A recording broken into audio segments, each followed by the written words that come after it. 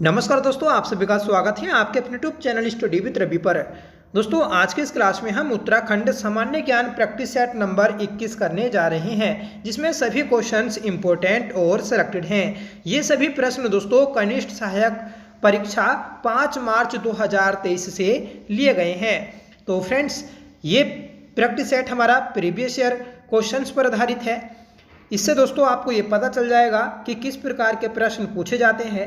और जो दोस्तों हमारा कनिष्ठ सहायक का 9 जनवरी को एग्ज़ाम होना है, उस एग्ज़ाम के लिए ये प्रैक्टिस सेट इम्पोर्टेंट है। ठीक है, तो जितने भी दोस्तों हम प्रैक्टिस सेट कर रहे हैं वह सभी आपके रिवीजन के लिए इम्पोर्टेंट है। इससे दोस्तों आपको एक आइडिया भी लग जाएगा कि किस प्रकार से प्रश्न परीक्षा में पूछे जाते हैं। तो चलिएगा शुरू कर लेते हैं आज के अपने इस क्लास को, जिसका पहला प्रश्न है, बताना है कि चंद प्रशासन के अंतर्गत दस्तूर क्या था। तो दोस्तों चंद प्रशासन के अंतर्गत दस्तूर यह एक नजराना कर था। सही आंसर रहेगा ऑप्शन सी। ठीक है, तो याद रखिएगा। अगला प्रश्न है कि तालेश्वर ताम्रपत्र निम्नलिखित में से उत्तराखंड के किस राजा से संबंधित है। दोस्तों तालेश्वर ताम्रपत्र यह आपका धोती बर्मन से संबंधित है। सही आंसर रहेगा ऑप्शन सी। और तालेश्वर ताम्रपत्र ये कहाँ पर है दोस्तों, तो याद रखिएगा यह दोस्तों अल्मोड़ा से प्राप्त हुआ था। तीसरा प्रश्न है कि निम्नलिखित में से उत्तराखंड के किस राजवंश का वर्णन ह्वेनसांग करता है। तो दोस्तों उत्तराखंड के पौरव वंश का वर्णन ह्वेनसांग करता है। ठीक है, ह्वेनसांग की दोस्तों यात्रा वृतांत था सीयू की, और इस सीयू की में दोस्तों उत्तराखंड के प्रमुख स्थलों का भी वर्णन किया गया है। ठीक है, जैसे काशीपुर को दोस्तों गोविशाण भी बोला है इसने। ठीक है, हरिद्वार गया तो हरिद्वार को दोस्तों मोयूलो बोला। ठीक है, तो इस प्रकार से दोस्तों इसने उत्तराखंड के क्षेत्रों का अपने यात्रा वृत्तांत में उल्लेख किया था। चौथा प्रश्न है कि रानी कर्णावती निम्नलिखित में से किस पवार शासक की संरक्षिका थी। दोस्तों रानी कर्णावती यह पृथ्वीपति शाह की संरक्षिका थी। सही आंसर रहेगा ऑप्शन डी। ठीक है, अगर आपसे पूछा जाए कि रानी कर्णावती किसकी पत्नी थी, तो आपको बताना है महीपति शाह। ठीक है, और किसकी माता थी, तो दोस्तों पृथ्वीपति शाह की माता थी। ठीक है, पृथ्वीपति शाह की बात करेंगे तो दोस्तों इसे गर्भभंजन कहा जाता है। ठीक है, इसका एक प्रसिद्ध सेनापति था माधो सिंह भंडारी, और माधो सिंह भंडारी को दोस्तों गर्भ भंजक कहा जाता है। ठीक है, इसे बोला जाता है दोस्तों गर्भभंजन। ठीक है, और माधो सिंह भंडारी को दोस्तों भंजक कहा जाता है। तो ये आप दोनों में डिफरेंस याद रखिएगा। ठीक है, रानी कर्णावती इसे दोस्तों नाक कटी रानी भी कहा जाता है, क्योंकि इसने शाहजहां की सेना के नाक कान काट लिए थे। ठीक है, तो याद रखिएगा। अगला प्रश्न है कि काशीपुर पहले किस नाम से जाना जाता था। दोस्तों काशीपुर पहले गोविशाण नाम से जाना जाता था। सही आंसर रहेगा ऑप्शन बी। गोविशाण का मतलब होता है दोस्तों गाय का सींग। ठीक है, और कोटा भी इसी का नाम आता है। ठीक है, अगला प्रश्न है कि उत्तराखंड का वह प्रथम राजनेता कौन था जिसे असहयोग आंदोलन के दौरान जेल भेजा गया था। दोस्तों उत्तराखंड के मोहन सिंह मेहता यह पहले व्यक्ति हैं जो असहयोग आंदोलन के दौरान सर्वप्रथम जेल गए थे। दोस्तों देश में असहयोग आंदोलन कब शुरू हुआ था, तो आपको बताना है 1 अगस्त 1920 को, क्योंकि इस समय दोस्तों जो बाल गंगाधर तिलक थे उनकी मृत्यु हुई थी, और उनकी मृत्यु के बाद ही दोस्तों यह आंदोलन गांधी जी के द्वारा शुरू कर दिया गया था। ठीक है, और बाद में दोस्तों जब आपकी चोरा चोरी घटना घटती है, ठीक है 1922 में, तो उस समय दोस्तों इस आंदोलन को गांधी जी के द्वारा रोक दिया जाता है। ठीक है, अगला प्रश्न है कि हार दूध का संबंध है। दोस्तों हार दूधा, ठीक है हार दूध नहीं है हार दूधा। ठीक है, तो हार दूधा का संबंध जो है तो वह नाग देवता से है। सही आंसर रहेगा ऑप्शन सी। ठीक है, 8वां प्रश्न है कि छपेली एक रूप है। दोस्तों छपेली यह एक नृत्य है। सही आंसर रहेगा ऑप्शन बी। ठीक है, दोस्तों हमने जो पिछले प्रैक्टिस सेट किए हैं, अगर आपने वह सभी प्रैक्टिस सेट नहीं देखे हैं तो उन्हें जरूर देख लीजिएगा। उसकी अलग से प्लेलिस्ट बनाई गई है, उस प्लेलिस्ट में दोस्तों आपको सभी प्रैक्टिस सेट मिल जाएंगे। और जो हमारा नया चैनल है उत्तराखंड उत्कर्ष, तो उसे भी सब्सक्राइब कर लीजिएगा। एक प्रैक्टिस सेट दोस्तों वहां पर भी इस उत्तराखंड प्रैक्टिस सेट सीरीज का कराया गया था, ठीक है। तो उसे भी दोस्तों सब्सक्राइब कर लीजिएगा, उसका लिंक आपको वीडियो को डिस्क्रिप्शन बॉक्स में मिल जाएगा। नवा प्रश्न है कि उत्तराखंड में कमीण का कार्य होता था। दोस्तों कमीण का कार्य होता था निश्चित गांवों से राजस्व एकत्र करना। सही आंसर रहेगा ऑप्शन ए, ठीक है। 10वां प्रश्न है कि हिल यात्रा प्रारंभ की गई थी। दोस्तों हिल यात्रा उत्सव ये गोरखाओं के द्वारा शुरू किया गया था। गोरखाओं में भी दोस्तों जो पश्चिमी नेपाल के गोरखा थे उनके द्वारा शुरू किया गया था। जो भारत से या फिर उत्तराखंड से सीमा बनाता है नेपाल, तो वह दोस्तों पश्चिमी नेपाल बनाता है। और इस पश्चिमी नेपाल की ही दोस्तों देन है हिल यात्रा उत्सव, ठीक है। हिल यात्रा उत्सव यह दोस्तों धान की रोपाई के समय मनाया जाता है, ठीक है। ये आप याद रखिएगा। पिथौरागढ़ में इसे दोस्तों मनाया जाता है। इसमें दोस्तों जो नृत्य किया जाता है तो वह स्वांग नृत्य किया जाता है। ये भी पूछ लिया जाता है, तो याद रखिएगा कि स्वांग नृत्य किस उत्सव में किया जाता है, तो हिल यात्रा उत्सव में, ठीक है। और इसमें जो मुख्य पात्र होता है तो वह दोस्तों लखिया भूत होता है, ठीक है। अगला प्रश्न है कि निम्न में से कौन सा मेला मछली पकड़ने से संबंधित है। दोस्तों उत्तराखंड का मोड़ मेला यह मछली पकड़ने से संबंधित है। सही आंसर रहेगा ऑप्शन सी, ठीक है। मोड़ मेला यह दोस्तों दो प्रकार के होते हैं, एक मच्छ मोड़, एक जतरिया मोड़, ठीक है। तो इस मेले में ही दोस्तों मछली पकड़ने की प्रथा है। मछली जो पकड़ी जाती हैं तो वह दोस्तों अलगाड़ नदी में पकड़ी जाती हैं, यह आपको याद रखना है, ठीक है। टिमरू की पत्तियों का जो दोस्तों चूरन होता है, उस चूरन से ही दोस्तों इन मछलियों को पकड़ा जाता है। इसे दोस्तों 1811 में सुदर्शन शाह के द्वारा शुरू किया गया था, यह आप याद रखिएगा, ठीक है। और जो जौनपुर क्षेत्र है उसी में दोस्तों इसे मनाया जाता है, ठीक है। अगला प्रश्न है कि भद्रराज एक लोक देवता है। दोस्तों भद्रराज यह है जौनसार भाबर के देवता हैं। सही आंसर रहेगा ऑप्शन ए, ठीक है। जौनसार जनजाति यह दोस्तों आपकी देहरादून में निवास करती है और यह राज्य की दूसरी सबसे बड़ी और गढ़वाल क्षेत्र की सबसे बड़ी जनजाति है, ठीक है। अगला प्रश्न है कि निम्नलिखित शिखरों में से कौन सा एक उत्तराखंड में स्थित नहीं है। दोस्तों नंदाकोट यह भी उत्तराखंड में स्थित है, चौखंबा भी स्थित है, दूनागिरी पर्वत भी दोस्तों उत्तराखंड में स्थित है, जबकि कोला कांगड़ी यह दोस्तों उत्तराखंड में स्थित नहीं है, ठीक है। तो याद रखिएगा। अगला प्रश्न है दोस्तों कि नोला स्वाभाविक रूप से होने वाला जलभृत जिसे हाल ही में भारत सरकार के द्वारा राष्ट्रीय महत्व के संरक्षित स्मारक के रूप में घोषित किया गया, उत्तराखंड में निम्न में से किस स्थान पर स्थित है। तो दोस्तों सही आंसर रहेगा ऑप्शन ए सुनराकोट, ठीक है। जो सुनराकोट नोला है अल्मोड़ा में स्थित है। इसे दोस्तों भारत सरकार के द्वारा राष्ट्रीय महत्व के संरक्षित स्मारक के रूप में घोषित किया गया, ठीक है। ये प्रश्न दोस्तों 2 बार पूछा गया था लगातार, ठीक है। इससे जो ये हमारा कनिष्ठ सहायक का एग्जाम है, ठीक है, इसमें पूछा गया। उसके बाद दोस्तों बंदी रक्षक का एग्जाम हुआ था, उसमें भी ये प्रश्न पूछा गया था, ठीक है। तो याद रखिएगा ये प्रश्न दोस्तों बार बार पूछा गया है, आपको इसका स्थान याद रखना है, यह अल्मोड़ा में स्थित है। अगला प्रश्न है कि निम्नलिखित झीलों में से कौन चमोली जनपद में स्थित है। दोस्तों लिंगताल, ठीक है। जो लिंगताल है तो यह दोस्तों चमोली जनपद में स्थित है, ठीक है। और चमोली जनपद में दोस्तों जो फूलों की घाटी है, उस फूलों की घाटी के मध्य में स्थित है लिंगताल, ठीक है।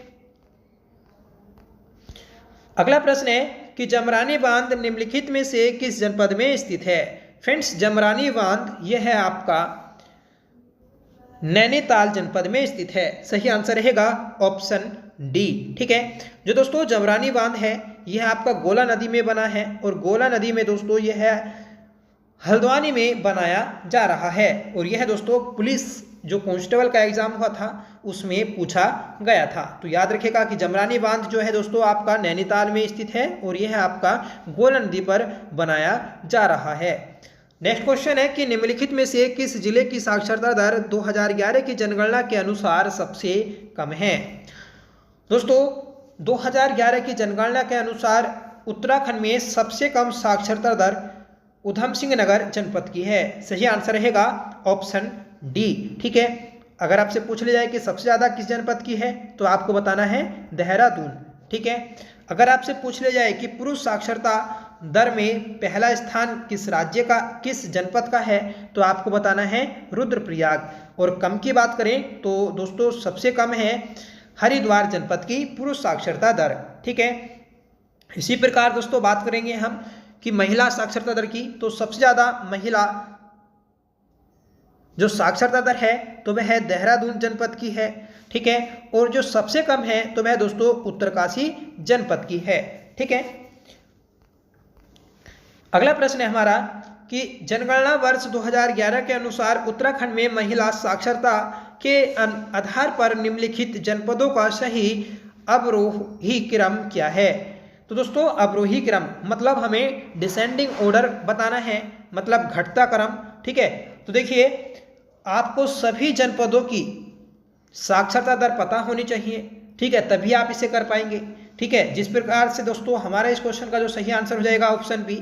सबसे ज़्यादा दोस्तों इन 4 जनपदों में 3 जनपदों में पिथौरागढ़, फिर उसके बाद रुद्रप्रयाग, फिर उसके बाद दोस्तों उधम सिंह नगर की महिला साक्षरता दर है। ठीक है, तो याद रखिएगा यह दोस्तों घटते क्रम में है।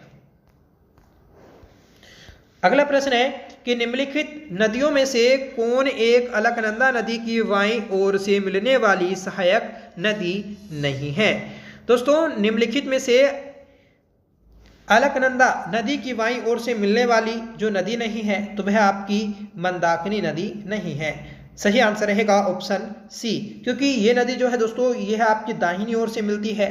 ठीक है, जो नंदाकिनी है तो यह दोस्तों नंद प्रयाग में मिलती है। धौली गंगा तो यह दोस्तों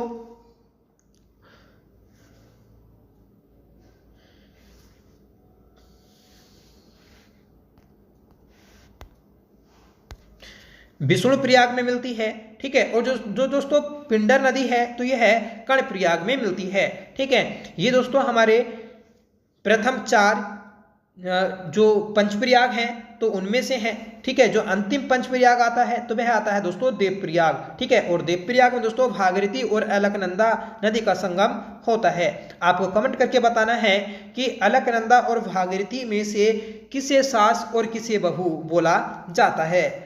अगला प्रश्न है कि निम्नलिखित जनजातियों में से कौन एक यमुना एवं टोंस नदियों के मध्य में निवास करती है। ठीक है दोस्तों, ये प्रश्न आयोग के द्वारा डिलीट किया गया था। ठीक है, फिर भी अगर मैं अपनी ओर से इसका आंसर बताऊं तो दोस्तों इसका जो सही आंसर रहना चाहिए तो वह है जोनसार भाबर होना चाहिए अकॉर्डिंग दोस्तों इन 4 ऑप्शन के। ठीक है, क्योंकि जो यमुना और टोंस वाला क्षेत्र है तो उसमें दोस्तों जोनसार भाबर क्षेत्र ही आता है। ठीक है, मतलब जोनसारी जनजाति आती है, तो इसीलिए दोस्तों ये इसका सही आंसर होना चाहिए। जो दोस्तों थारू जनजाति है तो यह उधम सिंह नगर में निवास करती है। राजे जनजाति तो यह दोस्तों पिथौरागढ़ में निवास करते हैं और भोटिया जनजाति तो यह दोस्तों महान हिमालय में निवास करती है। अगला प्रश्न है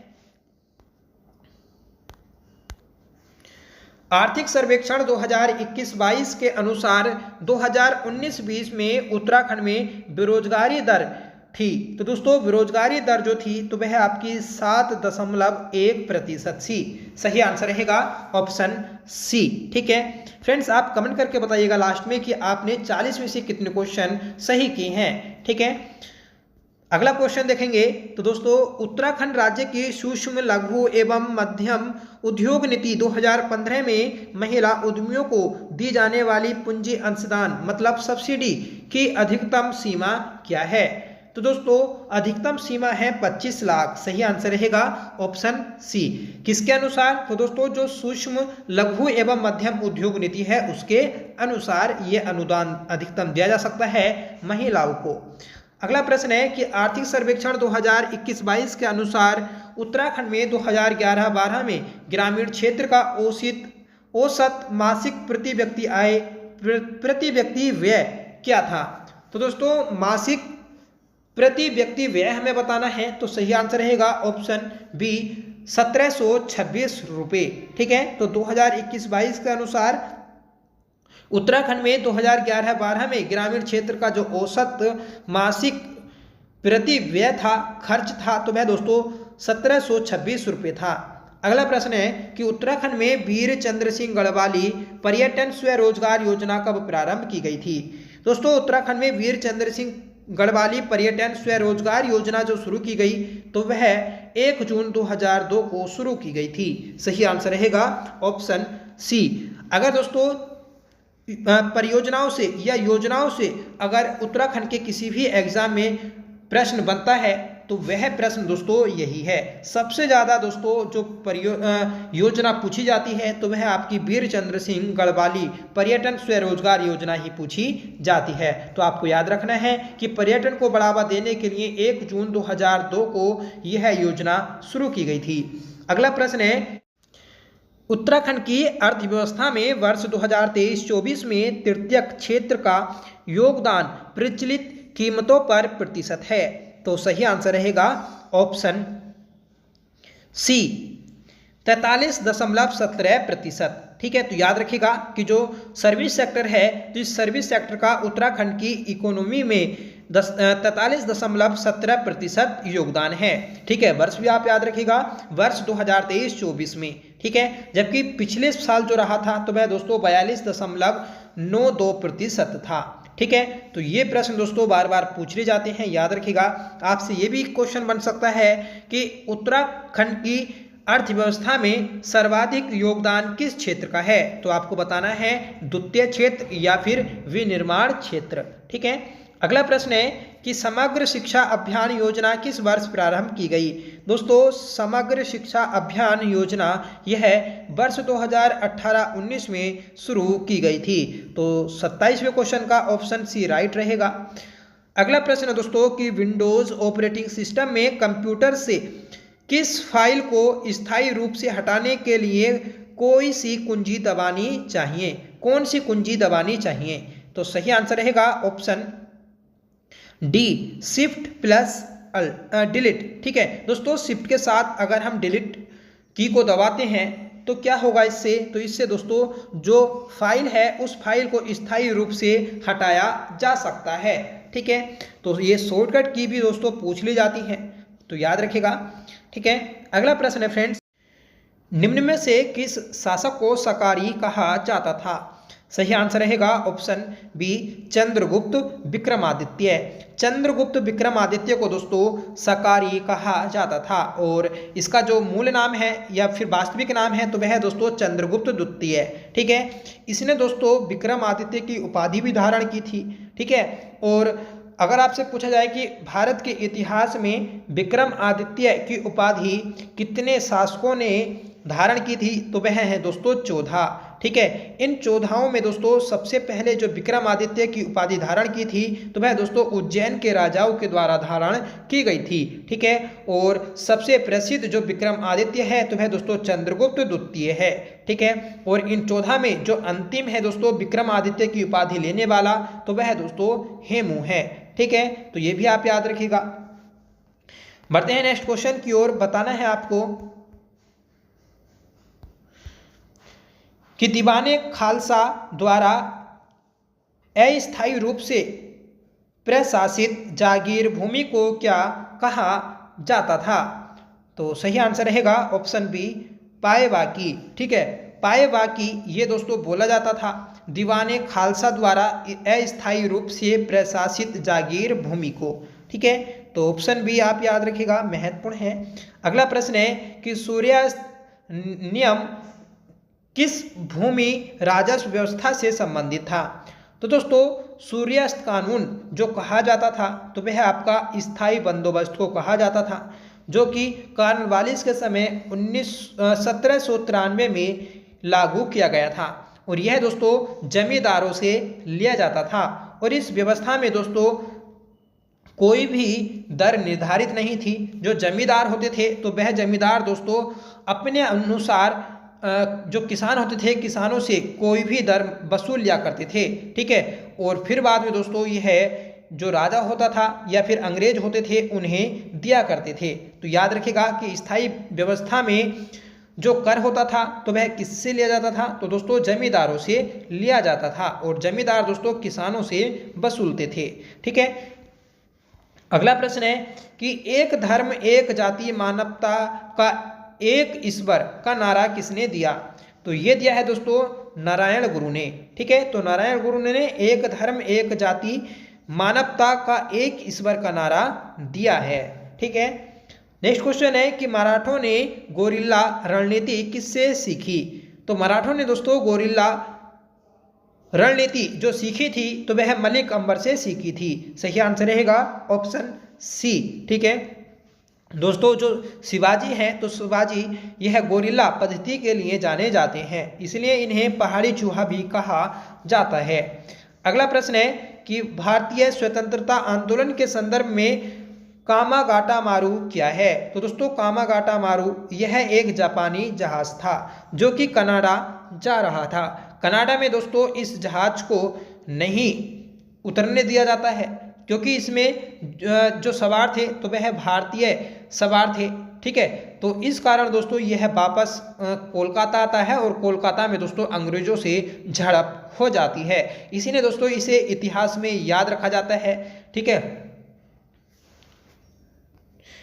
अगला प्रश्न है भारत में वित्तीय विकेंद्रीकरण की दिशा में सर्वप्रथम महत्वपूर्ण कदम उठाने का श्रेय किसको जाता है, तो ये जाता है दोस्तों लॉर्ड मेयो को। सही आंसर रहेगा ऑप्शन डी, ठीक है। तो लॉर्ड मेयो को दोस्तों वित्तीय विकेंद्रीकरण की दिशा में सर्वप्रथम महत्वपूर्ण कदम उठाने का श्रेय जाता है, ठीक है। और लॉर्ड मेयो के द्वारा ही दोस्तों भारत के इतिहास में सर्वप्रथम जनगणना कराई गई थी। और जनगणना कब कराई, तो ये कराई थी दोस्तों 1872 में, ठीक है। ये दोस्तों नियमित जनगणना नहीं थी। नियमित जनगणना पहली बार 1881 में लॉर्ड रिपन के द्वारा कराई गई थी, ठीक है।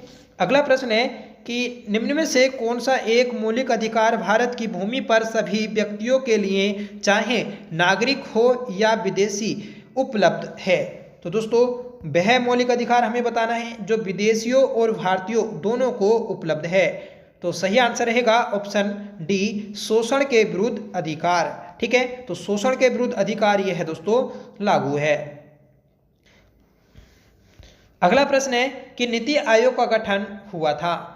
फ्रेंड्स नीति आयोग का गठन जो हुआ था तो वह आपका 1 जनवरी 2015 को हुआ था। तो सही आंसर रहेगा ऑप्शन बी। ये दोस्तों योजना आयोग को समाप्त कर गठित किया गया, ये भी आप याद रखिएगा। इसे दोस्तों थिंक टैंक के नाम से जाना जाता है, ठीक है। आपसे पूछ लिया जाएगा कि योजना आयोग की स्थापना कब हुई, तो योजना आयोग की दोस्तों मार्च 1950 को की गई थी, ठीक है। और योजना आयोग के पहले अध्यक्ष कौन थे, तो वह थे दोस्तों जवाहरलाल नेहरू। और नीति आयोग के पहले पीएम कौन थे, तो आपको बताना है नरेंद्र मोदी, ठीक है।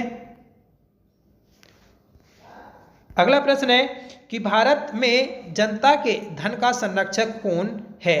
दोस्तों भारत में जनता के धन का संरक्षक जो होता है तो वह आपका भारत के नियंत्रक एवं महालेखा परीक्षक होता है। सही आंसर रहेगा ऑप्शन सी, जिसे दोस्तों कैग बोला जाता है, ठीक है।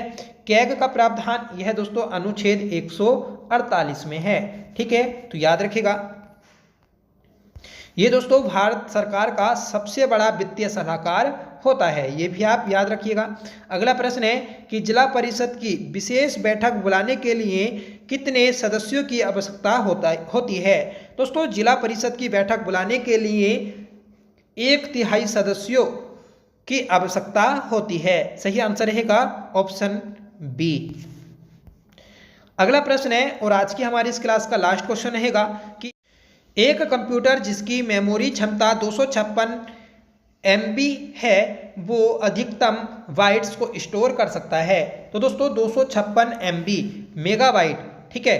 तो अगर ये क्षमता किसी कंप्यूटर की है तो यह कितनी अधिकतम बाइट्स को स्टोर कर सकता है, ये हमें बताना है। तो सही आंसर रहेगा ऑप्शन ए, ठीक है। अब देखिए इसमें होता क्या है कि जो MB है, ठीक है, तो 1 MB में दोस्तों 1024 KB होती हैं, ठीक है, यह आपको याद रखना है, ठीक है। अब देखिए मेमोरी से रिलेटेड क्वेश्चन बार बार पूछ ले जाते हैं, तो किस प्रकार से आपको याद रखना है। सबसे बड़ी होती है दोस्तों TB, उसके बाद दोस्तों GB, फिर उसके बाद MB, फिर उसके बाद दोस्तों KB आती है, उसके बाद दोस्तों आती है बाइट्स, ठीक है, और उसके बाद आती है दोस्तों बिट, ठीक है। तो ये क्रम होता है दोस्तों मेमोरी का। 8 बिट से मिलकर दोस्तों 1 बाइट बनता है, 1000 बाइट से मिलकर दोस्तों 1 KB बनता है, 1024 KB से मिलकर 1 MB बनता है, 1024 MB से मिलकर दोस्तों 1 GB बनता है, और 1024 GB से दोस्तों 1 TB बनता है। तो ये दोस्तों मेमोरी का क्रम आप याद रखिएगा, जो बार बार पूछा जाता है एग्जाम्स में, ठीक है। तो ये था हमारा आज का प्रैक्टिस सेट। आज का आपका होमवर्क है, बताना है कि नीति आयोग का गठन हुआ। तो दोस्तों नीति आयोग का गठन कब हुआ था आपको कमेंट करके बताना है। ये क्वेश्चन हमने प्रैक्टिस सेट में किया है, ठीक है। इसके बारे में दोस्तों आपको बताया भी गया है, ठीक है। तो फ्रेंड्स आज का प्रैक्टिस सेट आपको कैसा लगा कमेंट करके बताएं, ठीक है। अगर आपने सभी प्रैक्टिस सेट नहीं देखे हैं तो उन्हें जरूर देख लीजिएगा। जो हमारा नया चैनल है उत्तराखंड उत्कर्ष, उसे जरूर सब्सक्राइब कर लें, आपसे रिक्वेस्ट है, ठीक है। तो फ्रेंड्स चलिएगा मिलते हैं नेक्स्ट क्लास के साथ, तब तक के लिए bye, thank you so much for watching, जय हिंद।